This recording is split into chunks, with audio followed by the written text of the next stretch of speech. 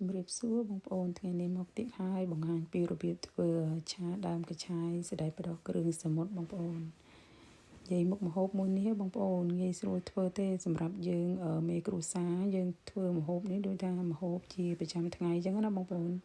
ហ្នឹងហើយម្ហូបនេះពេលវេលាធ្វើក៏អត់យូរដែរពេលវេលាតិចខ្លាំងហើយ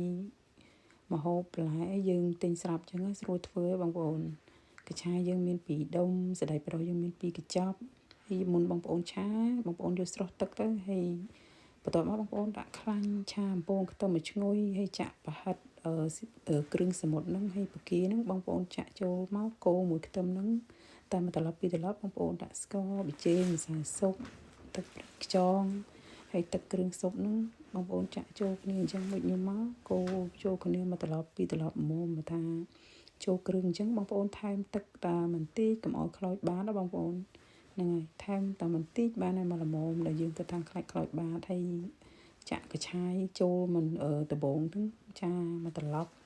មកថាបងប្អូនគិតថាបន្លែហ្នឹងមកលួយពេកឆាតែមកត្រឡប់ហើយដាក់សណ្តែកប្រុសកូរតែមកត្រឡប់ពីរត្រឡប់ណាបងប្អូនឲ្យបន្លែរៀងជ្រុបឆ្ងាញ់ណាបងប្អូនប៉ុណ្ណឹងរួចរាល់ហើយបងប្អូនហ្នឹងហើយបើបងប្អូនចូលចិត្តមើលវីដេអូខ្ញុំជួយ like ជួយ share អរគុណច្រើន